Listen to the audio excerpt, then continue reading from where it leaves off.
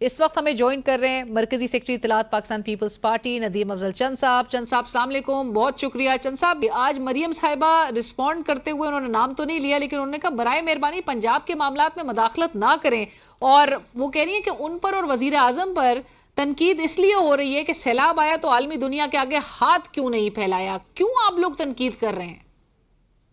लेकिन जी हम बिल्कुल तनकीद नहीं कर रहे। हम उनके सो कॉल्ड दादी हैं और हम पंजाब के रहने वाले हैं, और हमारे बाप दादाओं ने भी पंजाब से ही हम हैं। हम और हमने खिदमत की है हमेशा। और हमारा तो सवाल सिंपल सा ये है कि पंजाब के अवाम एक अच्छी गवर्नेंस चाहते हैं, और ये खामियां हैं। कुछ हमारा पीपल पार्टी का उनके साथ एग्रीमेंट हुआ था, उस एग्रीमेंट की प्लीज आप पासदारी करें कि आपने स्पोर्ट प्राइस किसी चीज की मुकर्रर नहीं की। आप गंदम इंपोर्ट कर रहे हैं, आप दोबारा लेटर लिख रहे हैं कि गंदम इंपोर्ट करें, और अपने किसान को पैसे नहीं दे रहे हैं। और यूक्रेन, ब्राजील, अर्जेंटीना और पता नहीं किस किस दुनिया के किसान को आप पैसे दे रहे हैं कि किसान को, काश्तकार, गैर काश्तकार तबके को कब पैसे देंगे? खुदारा उनको वापस, इस वक्त सैलाब में डूबे हुए लोग हैं, आप उनको कुछ उनकी कुछ हमायत करें, उनकी हमदर्दी करें, उनको कैश ट्रांसफर करें। ठीक है, बेनजीर का सपोर्ट प्रोग्राम पे से आपको तकलीफ है तो कोई और रास्ता चुन ले। बेनजीर का सपोर्ट प्रोग्राम तो हम इसलिए कहा है कि शॉर्टेस्ट रूट है, जल्द से जल्द हो सकता है। और शायद आप वो बेनजीर के नाम की वजह से तो भाई बेनजीर के सपोर्ट प्रोग्राम के साथ तस्वीर मरियम नवाज अपनी लगा ले, हमें कोई इतराज नहीं है। तो मतलब हम चाहते हैं कि जो एडिशनल पैसे आपने देने हैं लोगों को, लोगों के घर उजड़ गए हैं, लोगों के जानवर मर गए हैं, वो पैसे दें और किसी मैकेनिज्म के तहत दें। बस ये हमारी गुजारिशात है। इस पे वो गुस्सा कर रहे हैं। चंद साहब, आज भी तकारीर में मरियम साहिबा भी, राना सनाउल्लाह साहब भी ये कहते हुए, ये फरमाते हुए सुनाई दिए कि एक तो सैलाब ज़दगान जो है वो उन मरियम साहिबा ने उनको अपने बिल्कुल मेहमान की तरह ट्रीट किया है, वो खुश हैं, वो कोई नाराजगी नहीं है वहां पे सैलाब। ये मैं बात नहीं मानता। सिर्फ कैमरे की हद तक, टिकटॉक की हद तक मेहमान रखा हुआ है। मैं चैलेंज करता हूँ, आए मेरे साथ चलें, दूर दराज इलाकों में हम चलते हैं, आपको पता चले कि लोगों को खाना मिला कितना है और डिप्टी कमिश्नर ने पेमेंट कितनी की है। और दूसरा, आप ये चेक करें कि चारा कितना लोगों को मिला है और पेमेंट्स कितनी हुई है, कितना बजट रिलीज हुआ है पंजाब हुकूमत की तरफ से और कितना लोगों को मिला है, उसका ऑडिट करवा लें बेशक। और मैं अगर ये सही ट्रांसपेरेंट हुआ होगा तो हम माजरत करेंगे, तारीफ करेंगे। हम कोई तनकीद बराए तनकीद के आदि नहीं है। वो राना सनाउल्लाह साहब तो कह रहे हैं ये तनकीद बराए तनकीद ही हो रही है इस वक्त पंजाब की तरक्की को देखकर। नहीं, देखे पंजाब तरक्की करेगा तो मेरी दुआएं हैं पंजाब तरक्की करे, लेकिन पंजाब में क्या तरक्की हो रही है? मावराए अदालत कत्ल हो रहे हैं, जुडिशियल सिस्टम बैठ गया है, गवर्नेंस बैड है, तो पंजाब पब्लिक सर्विस कमीशन के ऑफिसरान रो रहे हैं। उनको 18वीं तरमीम के बाद जो सूबाई महकमे बनने थे वो भी प्रॉपर काम नहीं कर रहे हैं। 1, 2, 3 ब्यूरोक्रेट्स कमा रहे हैं पैसे, उनकी फैमिलीज ने दुकानें खोली हुई हैं, बाकी भी सारे रो रहे हैं। क्या हो क्या रहा है? पीपल्स पार्टी क्या सिस्टम का गारंटर बने रहेगी इसी किस्म के सिस्टम का? नहीं, देखिए मेरी बात सुने, हम स्टेक होल्डर हैं, हमारा काम है लोगों के लिए आवाज उठाना। हम सच्ची बात यह है कि हम आवाज उठा रहे हैं, लेकिन हम नहीं चाहते कि इस वक्त मुल्क को एक ऐसी स्टेबल हुकूमत की जरूरत है। हम चाहते हैं कि तमाम पॉलिटिकल पार्टीज ऑन बोर्ड हो, और इनका ये वसीला है कि एक जमात को पहले रगड़ा है, आप ये धमकियों से पीपल पार्टी को दबा लेंगे, ऐसे नहीं होगा। आपको इन तकारीर के अलावा मजीद भी धमकियां पीपल्स पार्टी को मौसूल हो रही हैं? आपने मिनिस्टर पढ़ा रही है पीका एक्ट, तो मुझे सुनाया गया जाती तौर पे, मैं इंफॉर्मेशन सेक्रेटरी हूँ। अब धमकी का पहला मरला तो यही होता है। बाकी जो हमारे लोगों के साथ, हम कारकुनों के साथ हो रहा है, वो पूरे पंजाब में आप जाकर देख लें। हमारे साथ भी वही हो रहा है जो अपोजिशन के साथ हो रहा है।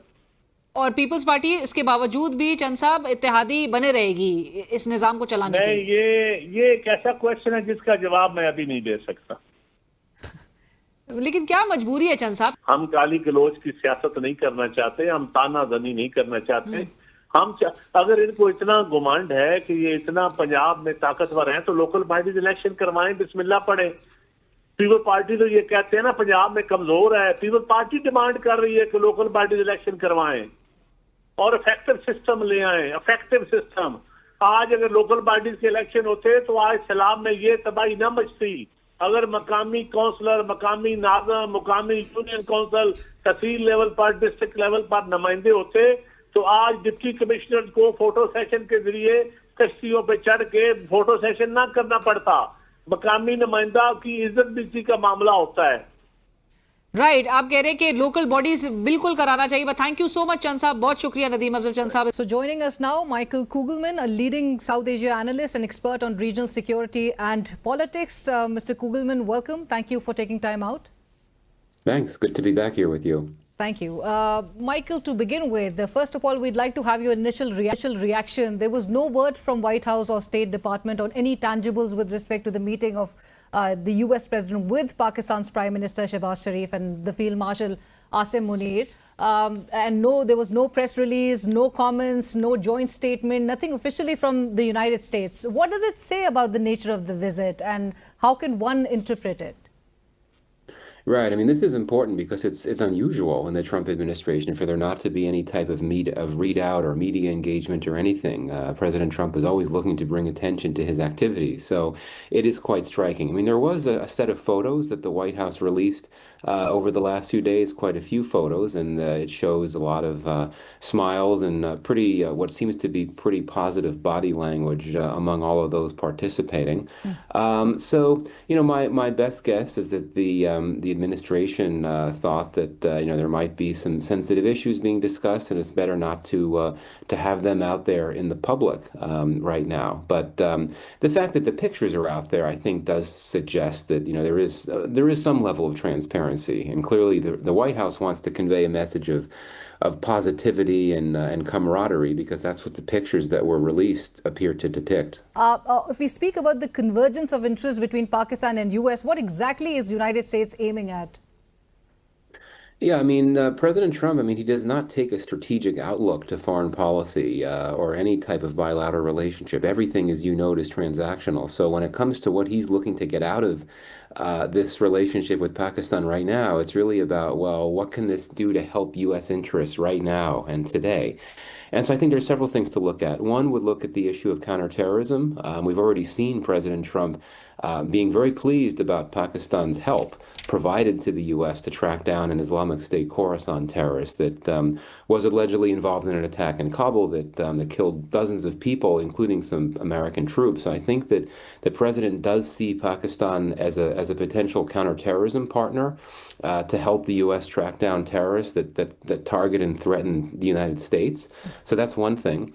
I think there's also business, or should I say commercial opportunities. I think that at least now, President Trump is very intrigued by Pakistan's critical minerals. I think you have to look at the geopolitical situation. The president is clearly very concerned about developments in the Middle East, and I think that he thinks that perhaps Pakistan can be helpful to an extent, to a limited extent. I wouldn't want to exaggerate just how much Trump thinks Pakistan could be helpful, but perhaps when it comes, for example, to Pakistan's relationship with Iran, one of the few key regional power brokers in the Middle East that the U.S. does not have direct channels to. It doesn't have obviously it's a hostile relationship between the U.S. and Iran, and maybe Trump thinks that Pakistan can be helpful to serve as an informal mediator with Iran to convey U.S. concerns or U.S. interests.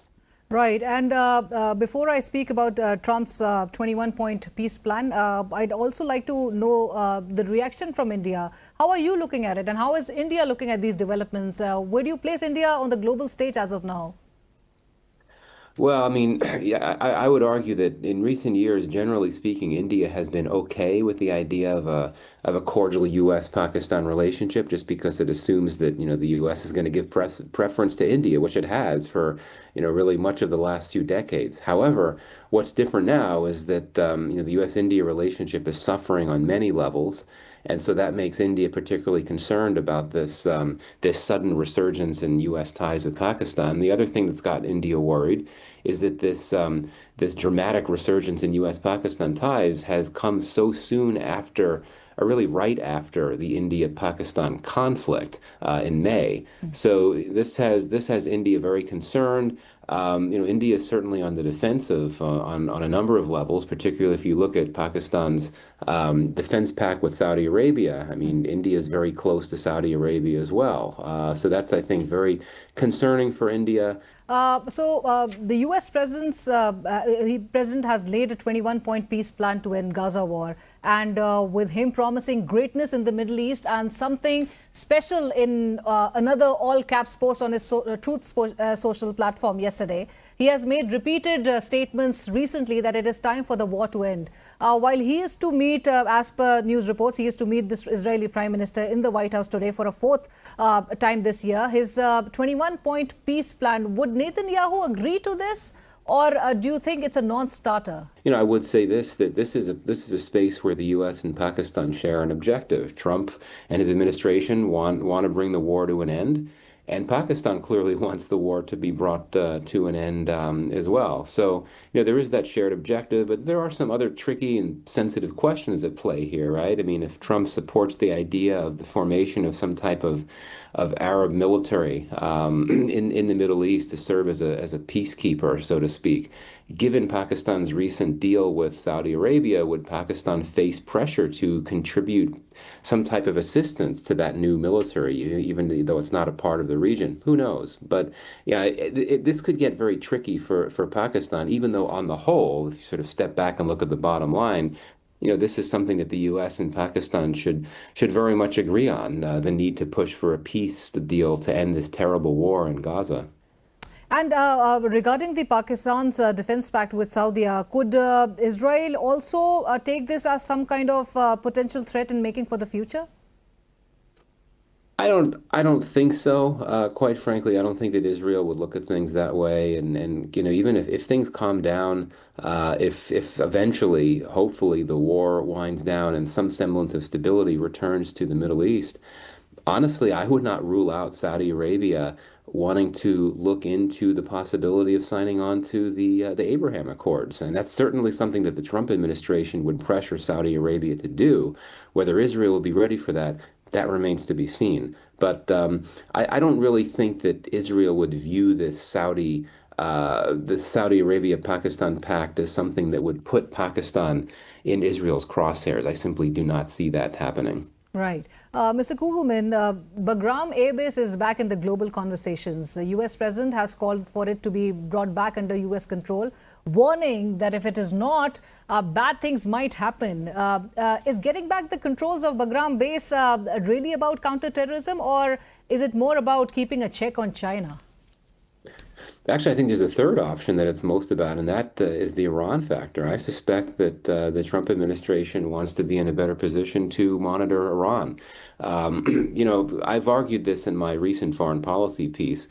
Counterterrorism, I mean, that doesn't really make sense in the sense that the U.S. has open channels with the Taliban, and I do believe that the two sides talk fairly frequently about their shared concern about Islamic State Khorasan, which is the main U.S. terrorism concern in Afghanistan. And, if the U.S. wanted to take actual steps to put it in a better position to monitor terrorism, it could reopen its embassy in Kabul, which I don't think it would do for political reasons, but it has that option. Meanwhile, with China, again, I think that the risk there is that if the U.S. were to actually have a military presence at the Bagram Air Base, that would be seen perhaps as some type of provocation by China, which could actually undercut U.S. security interests. So I think the Iran factor might be the one that, while unstated, that might really be what's driving the Trump administration's desire to get the base back. Right. Thank you so much, Michael Kugelman, for joining us and sharing your views. Thank you for your time. इसी के साथ ही programme की team Alina शेगी को इजाजत दीजिए. अल्लाह हाफिज.